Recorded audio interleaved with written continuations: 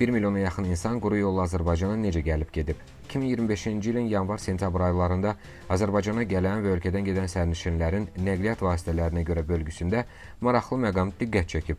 Dövlət Statistika Komitəsinə istinadən xəbər verilir ki, bu dövrdə ölkəyə 1 milyon 948 min 200 əcnəbi və vətəndaşlığı olmayan şəxs gəlib. Onların istifadə etdiyi əsas nəqliyyat vasitəsi isə təyyarə olub. Gələnlərin 438.345 nəfəri, yəni 22,5% dəmir yolu və avtomobil yolundan, 25.326 min nəfəri, yəni 1,3% dəniz yolundan istifadə ediblər. Eyni dövrdə xarici ölkələrə səfər edən Azərbaycan vətəndaşlarının sayı 1 milyon 605 min nəfər olub ki, onların 441.375 nəfəri, yəni 27,5% dəmir yolu və avtomobil yolu ilə 30.495 nəfəri, yəni 1,9% dəniz yolu ilə ölkəni tərk ediblər.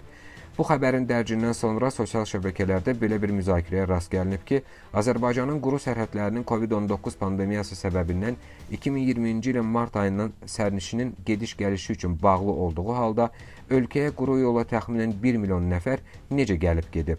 Bir sıra kütləvi informasiya vasitələrində buna aydınlıq gətirilib. Qeyd olunur ki, Azərbaycanda quru yol ilə giriş və çıxış Nazirlər Kabinetinin qərarları və COVID-19 pandemiyası ilə əlaqədar tətbiq edilmiş xüsusi karantin rejimi çərçivəsində tənzimlənir.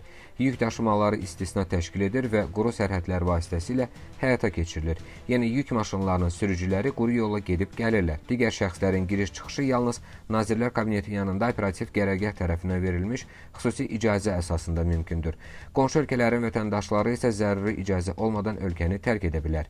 Belə ki, Azərbaycanı təyyarə ilə gələn Gürcüstan, Rusiya, Türkiyə və İran vətəndaşları ölkəni quru yolla tərk etmək imkanına sahibdirlər. Həmçinin bu il İran-İsrail müharibəsi dövründə bölgədəki gərginlik səbəbindən xeyli sayda əcnəbi tranzit sərnişin Azərbaycan ərazisini quru yolu ilə tərk etdi. Eyni zamanda xeyli sayda Azərbaycan vətəndaşı da dövlət qurumlarının aktiv müdaxiləsi nəticəsində quru yola İrandan çıxarıldı.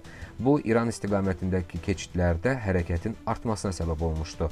Bütün bunlar isə yekunda müvafiq olaraq rəsmi statistik rəqəmlərdə öz əksini tapıb.